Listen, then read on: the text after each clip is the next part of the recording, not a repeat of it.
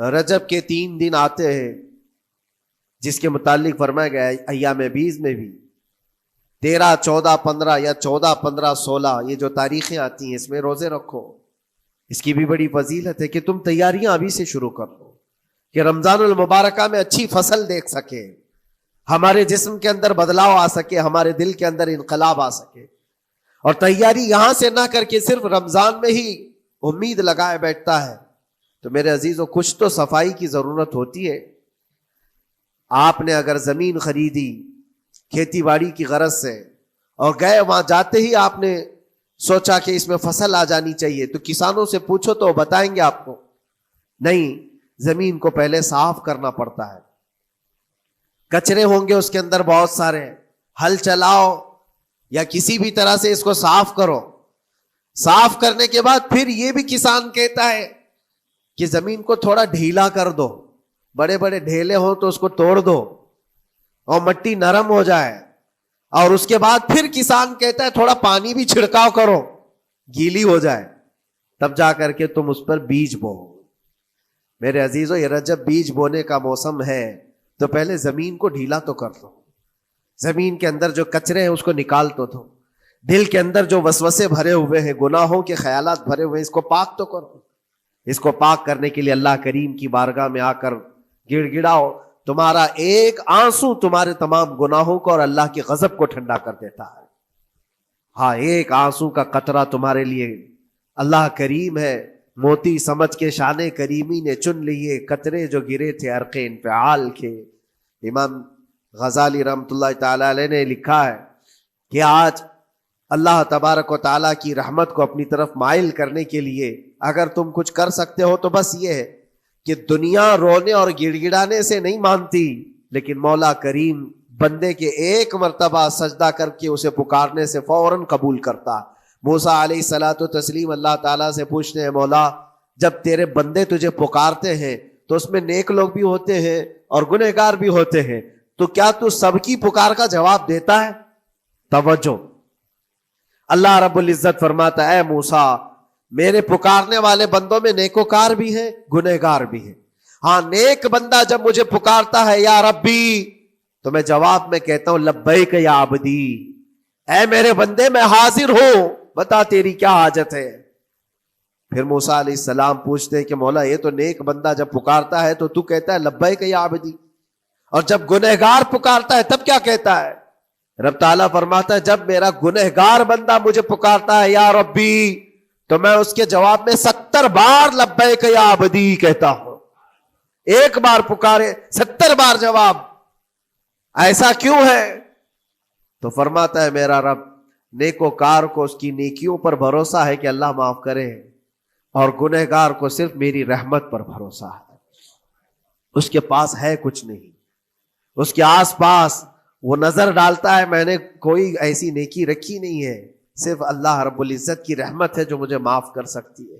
وہ مجھ پر یقین کر کے پکارتا ہے, اس لیے اس کے سوال کا میں بار بار جواب دیتا ہوں. عزیزان گرامی وقار, اقبال نے سچ ہی کہا تھا ہم تو مائل بکرم ہے کوئی سائل ہی نہیں. یہ رب تبارک و تعالیٰ کی طرف سے ہے کہ اللہ تبارک و تعالیٰ کرم پر کرم کرنے کے لیے موقع عنایت کرتا ہے. یا بندے کو آنے کا موقع ہی نہیں ہے, بندہ آنا نہیں چاہتا ہے.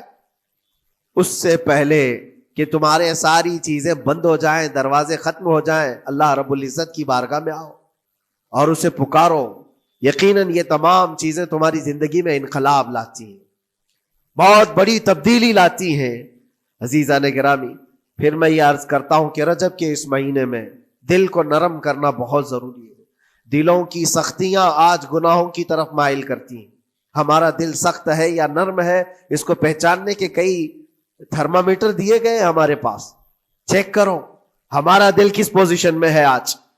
رجب کے لیے ایسی فضیلت ہے, اللہ کے نبی صلی اللہ علیہ وسلم ارشاد فرماتے ہیں یہ رجب کے مہینے کی فضیلت ایسی ہے جیسے قرآن کی فضیلت دوسری کتابوں پر ہے. دوسری کتابوں میں جس طرح سے افضل قرآن ہے اس طرح سے رجب المرجب تمام مہینوں میں افضل ہے.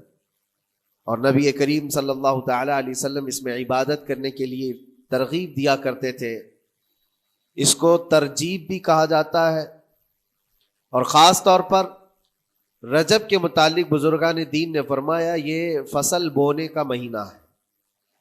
کھیتی باڑی والے سمجھ سکتے ہیں کہ اس میں بھی 3 موسم آتے ہیں. پہلے بیج کی بوائی کا وقت آتا ہے، پھر اس کی سینچائی کا وقت آتا ہے، پھر کٹائی کا وقت آتا ہے. تو رجب کا مہینہ یہ فصل بونے کا مہینہ ہے نیکیوں کے، اور شعبان کا مہینہ اسے پانی دینے کا ہے، اور رمضان کا مہینہ فصل کاٹنے کا مہینہ ہے.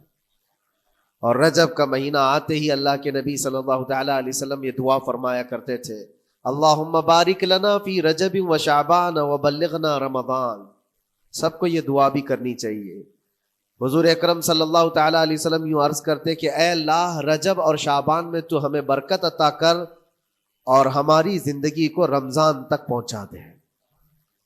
اب رجب آپ نے دیکھ لیا ہے تو اب کثرت سے یہ دعا کرو کہ مولا اس زندگی کا رمضان ہم سے جانے نہ پائے، رمضان تک ہماری سانسوں کو پہنچا دے. یہ دعا کثرت سے ہر نماز کے بعد بھی ہونی چاہیے. رجب آتے ہی میرے عزیزوں یہ عبادتوں کا موسم شروع ہو چکا ہے، اور سب جانتے ہیں رجب کے بعد پھر ہمارے ہاں مسلسل ایسی شب بیداریاں اور عبادت کے موسم نظر آنے لگتے ہیں. پھر شعبان بھی، اس میں رجب میں بڑی رات آتی ہے شب معراج، اور اس کے بعد شعبان میں شب برات، پھر اسی طرح رمضان کا موسم بن جاتا ہے. تو اب یہ موسم بنانے کا وقت آ چکا ہے. تو سب سے پہلی چیز یہ ہے کہ میرے عزیزوں فصل کے بونے کے لیے کن چیزوں کی ضرورت ہوتی ہے، اس چیز کا خیال رکھیے. بیج اگر کھوٹا ڈالے ہو اور ویسی ہی فصل آنے کا انتظار کرو گے تو پھر نہیں ہوگا. بیج کو کھرا اور خالص ہونا چاہیے. جو نیکیاں کرنا چاہ رہے اس کو صاف ستھرے اچھے ماحول میں کیے جانے چاہیے. کھیتی باڑی کرنے والا جانتا ہے بیج تو وہ بو رہا ہے، زمین بھی اچھی ہے، ساری چیزیں، کئی چیزوں کی ضرورت ہوتی ہے. بیج بھی اچھا ہو، زمین بھی اچھا ہو، موسم بھی اچھا ہو، تب جا کر کے اس کی فصل نکلتی ہے. بیج اچھا تھا، زمین اچھی نہیں تو بھی فصل نہیں آتی. بیج بھی اچھا ہے، زمین بھی اچھا ہے، موسم صحیح نہیں ہے تب بھی فصل نہیں آتی. ابھی آپ کے پاس 3 چیزوں کا ہونا ضروری ہے، بیج اور زمین اور موسم. بیج جو ہے یہ نیکیاں ہیں، اور زمین تمہارا دل ہے، اس کا اتنا ہی پاک ہونا ضروری ہے. اور موسم یہ رجب کا ہے، اس میں تو کوئی شک نہیں ہے کہ عبادتوں کا موسم ہے، فصل کی اچھے لانے کا موسم ہے. لیکن سب سے پہلی چیز اب ہمیں ضرورت ہوتی ہے کہ ہم کیا بیج بو رہے ہیں. شیخ سعدی رحمۃ اللہ تعالی علیہ فرمایا کرتے کہ زمین میں ادرک بو کر کے گنا آنے کی امید تو نہیں کر سکتے. جو بویا ہے وہی اسی کی فصل آئے گی. لوگ عمل خیر کرے تو اس کا نتیجہ بھی خیر آئے گا، اور برائیاں کریں اور پھر رمضان میں یہ انتظار کریں کہ میں نے جو بویا ہے اس کی فصل آئے، تو ایسا نہیں ہوتا. بہت سارے لوگوں کا وہ شک بھی میں دور کرنا چاہتا ہوں کہ رمضان المبارکہ میں فضیلتوں کو آپ سنتے آئے ہیں، رمضان ایسا مہینہ ویسا مہینہ، اتنی برکتوں والا، اتنی رحمتوں والا، لیکن بہت سارے لوگوں کے حالات چونکہ تو ہی رہتے رمضان میں ویسے ہی ہیں، وہ لوگ کچھ بھی نہیں بدلے. تو اس میں رمضان کا قصور ہے کہ اس مہمان کا قصور ہے، اس انسان کا قصور ہے؟ وجہ یہ ہے کہ رمضان المبارکہ یقیناً اتنی برکتوں اور رحمتوں اور سعادتوں لے کر کے تو آتا ہے، لیکن تمہیں 2 مہینے پہلے سے کہا گیا تھا کہ فصل کے لیے تیاری کرو. تم نے بیج نہ بوئے، اپنی زمین کو صحیح کیا ہی نہیں. پھر رمضان میں جو بارش ہو رہی ہے اس کا فائدہ کیا ہے؟ روڈ پر 10 سال بھی بارش برسے وہاں پر کوئی فصل نہیں آئے گی، کیونکہ وہ زمین سخت ہے اور بیج بونے کے قابل بھی نہیں ہے. رمضان المبارکہ میں رحمتوں کی جھماجھم بارش تو ہوتی ہے، لیکن دل اگر سخت ہے گناہوں سے تو اس بارش کا کیا اثر ہوگا اس پر؟ اسی لیے دلوں کی نرمی یہاں سے شروع کریں، رجب المرجب سے. اس کی راتوں میں اللہ رب العزت کو پکارے، مناجات کرے، عبادتوں کے لیے کچھ دن تو خاص کر لیں.